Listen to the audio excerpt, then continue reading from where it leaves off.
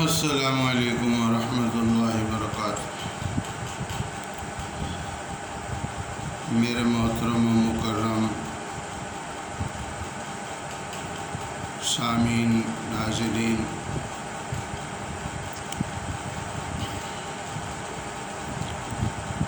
اللہ تعالیٰ نے حدیث قدسی کے اندر فرمایا،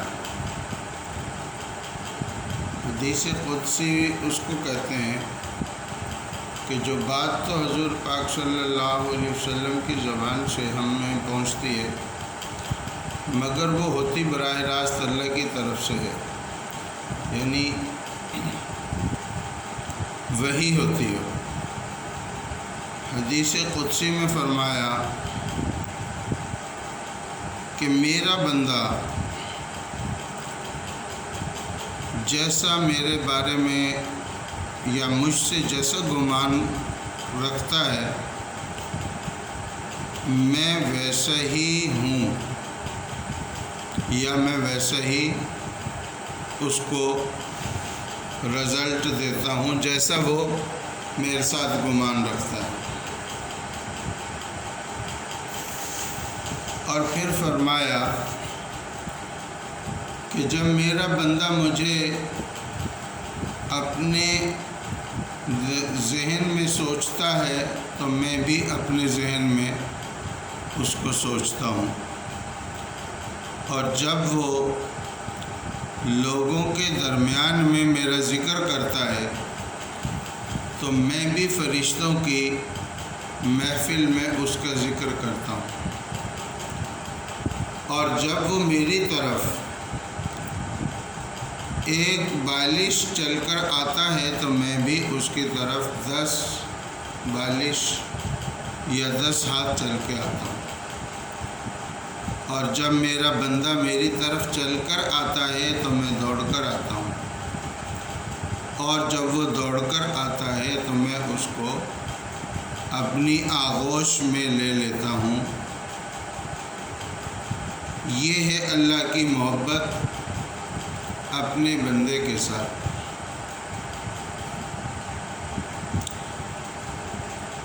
اب مسئلہ بالکل آسان ہے لیکن ہمارے لیے مشکل بن گیا۔ مشکل کیوں بن گیا؟ اس لیے کہ ہمیں اپنی بچپن کی زندگی میں ماں باپ نے اور اپنے استادوں نے اور سماج نے یہ تو بتا دیا کہ اللہ تعالیٰ ہے، اللہ نے پیدا کیا، اللہ رزق دیتا ہے، اور چند باتیں اور اللہ کے بارے میں سمجھا دی، لیکن اس درجے ہمارا ایمان نہ بن سکا کہ ہم اللہ سے جب بھی مانگیں تو اللہ ہمیں دے دے، اللہ ہمیں عطا کر دے۔ وہ آپ نے ایک بچے کا واقعہ سنا ہوگا کہ وہ بچہ اسکول جاتا تھا اور اس کی والدہ کہیں کام کرنے جاتی تھی، اور اس کو بتایا ہوا تھا کہ جب تم اسکول سے آؤ گے تو کچن کے اندر آپ کو کھانا پکا ہوا رکھا ہوا ملے گا، وہ آپ کھا لینا، اور وہ پڑوسن کو چابی دے جاتی تھی کہ بچہ آئے تو اس کو چابی دے دیں۔ اب وہ اس طرح کچھ عرصہ کرتی رہی اور یہ بھی کہتی رہی کہ پہلے اللہ سے کھانا مانگنا ہے اور پھر کھانے کو تلاش کرنا ہے۔ چنانچہ اس بچے کا اس پر عمل رہا، اور ایک دن ایسا ہوا کہ وہ کھانا رکھ کر جانا بھول گئی۔ اور وہ بچہ اسکول سے آیا اور چابی لے کر اپنے گھر گیا۔ گھر جا کر اس نے پہلے اللہ سے دعا کی، اور اس کے بعد جب وہ کھانا اس نے دیکھا جا کر تو بالکل تازہ گرم کھانا وہاں اس کو مل گیا اور اس نے کھا لیا۔ جب ماں کو یاد آیا کہ آج تو یہ غلطی ہو گئی، اور وہ واپس آئی تو گھبرائی ہوئی تھی، اس نے بچے سے پوچھا بیٹا کھانے کا کیا بنا؟ اس نے کہا امی میں نے کھا لیا۔ ماشاءاللہ آج تو کمالی مزے کا کھانا تھا۔ تو یہ جو تربیت ماں باپ کی ذمہ داری ہے اپنی اولاد کو دیں، اس میں ہم پیچھے رہ گئے، اور یہ کچھ عرصے سے اس تربیت کا سلسلہ کمزوری کی طرف چلا گیا، اور مادیت زمانے کی جو ہے وہ غالب آ گئی، اور اللہ تعالیٰ کی ذات کا یقین اور بھروسہ جو ہے وہ کمزور پڑ گیا۔ اب ہمیں جب بھی کوئی مشکل پیش آتی ہے اور ضرورت سامنے آتی ہے تو ہمارا دھیان بجائے اس کے کہ اللہ کی طرف جائے، ہمارا دھیان اسباب کی طرف جاتا ہے۔ تھوڑا سا سر میں درد ہوا تو میڈیسن تلاش کی جاتی ہے، تھوڑے سے پیسے ختم ہوئے تو لوگوں کو سوچا جاتا ہے کہاں سے مل سکتا۔ اسی طرح تقریباً معاملات گزر رہے ہیں۔ دیکھیں، جب ہم اپنی ان کوششوں سے بھی کسی مقصد کو جب حاصل نہیں کر سکتے تو پھر بھی تو ہم اللہ کے سامنے ہی آتے ہیں، اور اللہ کے سامنے دعائیں کرتے ہیں، روتے ہیں، اور صدقہ خیرات کرتے ہیں کہ اللہ خوش ہو جائے، اور پھر جب ہماری مشکل آسان ہو جاتی ہے تو پھر ہم کہتے ہیں کہ اللہ نے ہماری مشکل کو آسان کر۔ تو اگر ہم شروع سے ہی اسی طریقے کو اختیار کریں تو کیا ہی اچھی زندگی ہماری ہو جائے۔ لیکن افسوس کہ آج اس کا ماحول، بلکہ کچھ عرصے سے یہ ماحول اب جو ہے کم ہو گیا ہے کہ اللہ کا یقین دل میں پیدا کرنا اور اللہ سے ہی ہونے کا اور ملنے کا یقین پیدا کرنا۔ اب ہمیں ضرورت سب سے پہلے یہ ہے کہ ہم خود اپنی تربیت کر لیں، کیونکہ یہ جو بات ہے یہ بالکل سچ ہے کہ اللہ تعالیٰ ہی ہمیں رزق دیتے ہیں، اللہ نے ہمارا رزق لکھا ہوا ہے، اور اللہ ہی ہمیں ساری کی ساری نعمتیں عطا کرتے ہیں۔ دیکھنے میں ہمیں کہیں سے کچھ ملتا ہوا نظر آ رہا ہے، کہیں سے کچھ ملتا ہوا نظر آ رہا ہے، خوشیاں کہیں سے مل رہی ہیں، غم کہیں سے مل رہے ہیں، لیکن حقیقت میں پیچھے کار فرما جو ذات ہے وہ اللہ ہی کی ذات ہے۔ اس لیے اللہ تعالیٰ کبھی کبھی ہمیں سمجھانے کے لیے ایسا بھی کرتے ہیں کہ ہمارے پاس اسباب تو سارے موجود ہوتے ہیں لیکن کام نہیں ہوتا، اور کبھی ایسا بھی کر کے دکھاتے ہیں کہ کوئی بھی اسباب نہیں ہوتے مگر اللہ تعالیٰ ہمارے لیے غائب سے کامیابی اور خوشی کا راستہ کھول دیتے ہیں۔ یہ چیزیں اللہ تعالیٰ ہمیں دکھاتے رہتے ہیں۔ تو میرے محترم ناظرین، اصل مسئلہ جو ہے وہ عقیدے کا ہے۔ عقیدے کا مطلب کیا ہے؟ عقیدہ کہتے ہیں سوچ کی پختگی۔ جہاں انسان کی سوچ پختہ ہو جائے وہاں اس کو عقیدے کا نام دیا جاتا ہے۔ آج ہمارا عقیدہ جو ہے وہ اللہ کی ذات پر اور اللہ کی صفات پر وہ اتنا کمزور ہے کہ اگر ہم اس کا جائزہ لینے لگ جائیں تو ہمیں ایسا لگے گا کہ شاید ہم نے تو اسلام قبول ہی نہ کیا ہے، شاید قبول ہی نہیں کیا ہم نے اسلام، اتنا ہمارا عقیدہ کمزور ہے۔ اب یہ عقیدہ جتنا جتنا صحیح ہوتا جائے گا اتنا اتنا ہمارے لیے زندگی آسان ہوتی جائے گی۔ دیکھیں یہاں دنیا میں اللہ تعالیٰ نے بے شک ہمیں ایک بہت تھوڑے وقت کے لیے بھیجا ہے، لیکن اگر یہ وقت ہمارا خوشحالی سے گزرے تو پھر تو زندگی کا پتہ بھی نہیں چلتا، اور اگر اس وقت میں ہم پریشانیوں کا شکار ہو جائیں تو پھر ایک ایک دن اور ایک ایک رات جو ہے وہ کاٹنی اور گزارنی بہت مشکل ہو جاتی ہے۔ اب ہم جو اس وقت پختہ عمر میں آ چکے ہیں، بچوں والے ہو چکے ہیں، اب اس وقت بھی ہمیں اس بات کی کوشش اور فکر کرنی چاہیے کہ ہم اپنے عقیدے کو مضبوط کر لیں۔ اور عقیدہ کیسے مضبوط ہوگا؟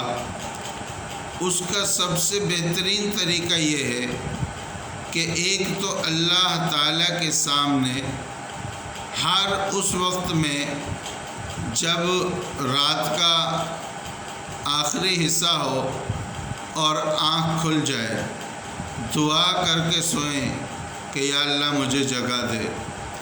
اس وقت اللہ سے خوب دعا کریں، خوب دعا کریں، خوب دعا کریں۔ کیا دعا کریں؟ اے اللہ میں بہت ناسمجھ ہوں، میں آپ کو سمجھ ہی نہ سکا، آپ کی محبت کو، آپ کے تعلق کو، آپ کی عظمت کو، آپ کی شان کو، آپ کی عطا کو میں نہ سمجھ سکا، مجھے معاف فرما دیں اور مجھے سمجھ عطا فرما دیں، اپنی ذات کا کامل بھروسہ نصیب فرما دیں اور مجھے اتنا پختہ یقین فرما دیں کہ مجھے جب بھی کوئی مسئلہ پیش آئے تو میں آپ ہی کے سامنے جھکوں، مخلوق کے سامنے میں اپنی حاجت کو پیش نہ کروں اور آپ سے ہی میری حاجت پوری ہو۔ اس طرح دعا کی جائے۔ دعا کے بعد پیارے نبی صلی اللہ علیہ وسلم کی سیرت طیبہ کو پڑھا بھی جائے اور سنا بھی جائے اور ان کی زندگی کو دیکھا جائے اور ان کے زندگی میں جو حالات آئے ان حالات میں انہوں نے کیا کیا طریقے اختیار کیے مشکلات سے نکلنے کے، اور کیا طریقے صحابہ کرام کو بتائے، ان کو سنا اور پڑھا جائے اور پھر ان پر پختہ یقین پیدا کیا جائے اپنے اندر کہ انہی طریقوں میں ہماری کامیابی ہے۔ مثلا ایک صاحب آئے اور انہوں نے کہا یا رسول اللہ میرا گزر اوقات مشکل سے ہوتا ہے۔ آپ نے فرمایا کہ تم کیا کرتے ہو؟ اس نے کہا مزدوری۔ فرمایا کتنا مزدوری لیتے ہو؟ اس نے کہا میں 3 روپے لیتا ہوں مثال کے طور پر۔ آپ نے فرمایا اچھا کل سے 2 روپے لینا۔ اب وہ دوسرے دن بات تو سمجھ میں نہ آئی، لیکن دوسرے دن اس نے 2 روپے لے لیے اور پھر کچھ دن کے بعد آیا، آپ نے پوچھا ہاں جی اس نے کہا ماشاءاللہ پہلے سے تو کافی بہتر ہے، مگر ابھی بھی تھوڑا بہت مسئلہ ہے۔ آپ نے فرمایا اچھا اب تم 1 روپیہ لینا شروع کر دو۔ اس نے جب 1 روپیہ لینا شروع کر دیا تو اب اس کے حالات بالکل بہترین ہو گئے، ساری تنگ دستیاں ختم ہو گئی۔ سامعین اب سوچیں کہ یہ حل کوئی حل ہے؟ ہماری عقل تو اس بات کو ماننے کے لیے تیار ہی نہیں ہے۔ ہم تو آگے جانا چاہتے ہیں، ہم کہتے ہیں ہمارے اتنی تنخواہ میں اتنی آمدن میں گزارا نہیں، ہماری آمدن بڑھنی چاہیے، لیکن آپ سرکار نے جو علاج بتایا وہ آمدن کو کم کرنے کا بتایا۔ اب وہ غیب کی چیزوں کو بھی جانتے تھے، ان کو یہ سب کچھ پتہ تھا کہ اس کی برکت کیوں ختم ہو رہی ہے، اسی لیے آپ نے اس کو فرمایا کہ تم جتنا کام کرتے تھے اس سے زیادہ تم مزدوری لے رہے تھے، اس لیے تمہیں تنگ دستی آئی۔ اب ایک صحابی آیا، اس نے کہا یا رسول اللہ گھر میں تنگ دستی ہے، آپ نے فرمایا شادی کرو۔ ٹھیک ہے، اس نے شادی کر لی۔ اس کے بعد پھر آیا، پوچھا ہاں جی کیسے حالات ہیں؟ فرمایا کچھ بہتر ہو گئے۔ آپ نے فرمایا دوسرا نکاح کر لو۔ اس نے دوسرا نکاح بھی کر لیا۔ اس کے بعد پوچھا، فرمایا کہ پہلے سے اور بہتری ہو گئی ہے، فرمایا پھر تیسرا بھی کر لو۔ تو اس طرح کے علاج بھی حضور صلی اللہ علیہ وسلم نے فرمایا، ہر معاملے میں نہیں۔ اسی طرح کسی نے فرمایا تنگ دستی ہے تو آپ نے فرمایا صدقہ کرو، جو مال ہے اس کو اللہ کی راہ میں خرچ کرو۔ اب ہمارا تو ذہن یہ کام کرتا ہے کہ پہلے ہی تھوڑا ہے، اب اس میں سے ہم خرچ کرنے لگ جائیں تو ہم تو بالکل فقیر ہو جائیں گے، لیکن نہیں، دین عقل سے نہیں چلتا، دین ماننے سے چلتا ہے۔ دین کو تسلیم کیا جاتا ہے، اور تسلیم کا مطلب کیا ہے؟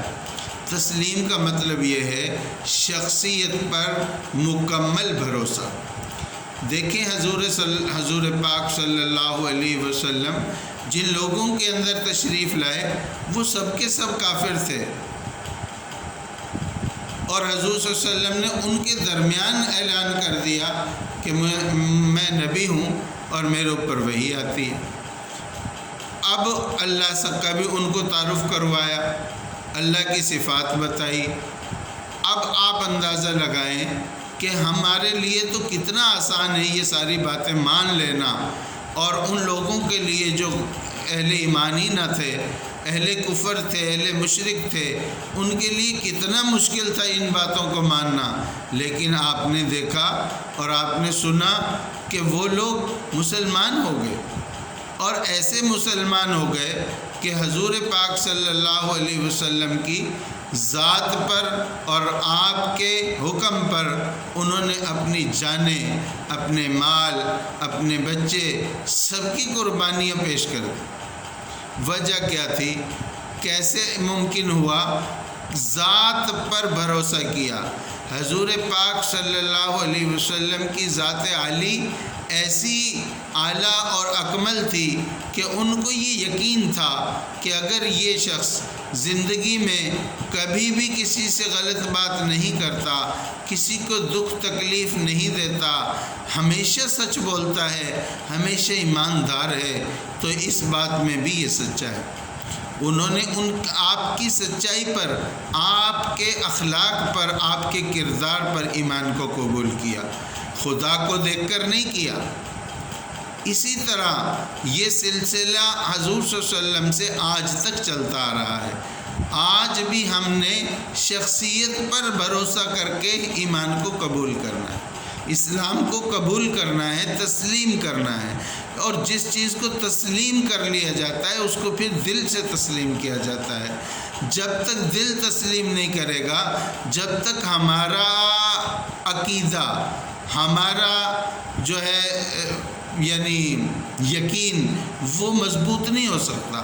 جس ذات سے ہمیں میسیج پہنچ رہا ہے اللہ کا، اللہ کے رسول کا، اس ذات پر اگر ہمارا ایمان مکمل نہیں ہے، یعنی اس کو ہم قابل اعتماد ہی نہیں سمجھتے، تو ہم کبھی کامل ایمان والے نہیں بن سکتے، اور ہم کبھی اللہ تعالیٰ سے وہ کامیابیاں، حاصل نہیں کر سکتے جو کہ ہمیں کرنی چاہیے اور ہمارا حق ہے۔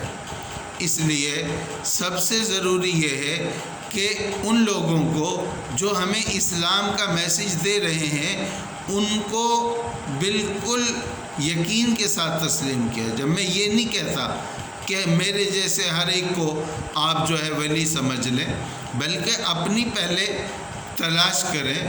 انشاءاللہ جو تلاش کرتا ہے اس کو یقیناً ایسے لوگ مل جاتے ہیں جو سچے ہوتے ہیں، جو حقیقت میں اللہ سے محبت کرتے ہیں، اللہ کے نبی سے عشق کرتے ہیں، اور وہ یہ چاہتے ہیں کہ اللہ کی مخلوق کو ہم اللہ کے ساتھ جوڑ دیں، یعنی ان کا ٹوٹا ہوا تعلق ان اللہ کے ساتھ جوڑ دیں، اللہ کے محبوب کے ساتھ جوڑ دیں، اللہ کے محبوبین اولیاء کرام کے ساتھ جوڑ دیں، اور یہ بھی اللہ سے براہ راست اپنی کامیابیاں حاصل کرنے والے ہو جائیں۔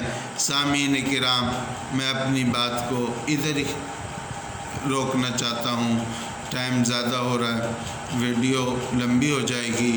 میری دعا ہے اللہ تعالی ہمارے عقیدے کو صحیح کر دے، ہماری تسلیم کو مضبوط کر دے، اور ہمیں اپنی ذات کا بھروسہ نصیب فرما دے، اور ہمیں بار بار اپنے سامنے ہاتھ اٹھانے کی، سر جھکانے کی، اور اپنی دعائیں قبول کروانے کی توفیق نصیب فرمائے۔ اللہم صلی وسلم دائما ابدا علی حبیبک خیر الخلق کلہم، وصلی اللہ تعالی علی النبی الکریم وآلہ واصحابہ اجمعین۔ السلام علیکم ورحمۃ اللہ وبرکاتہ۔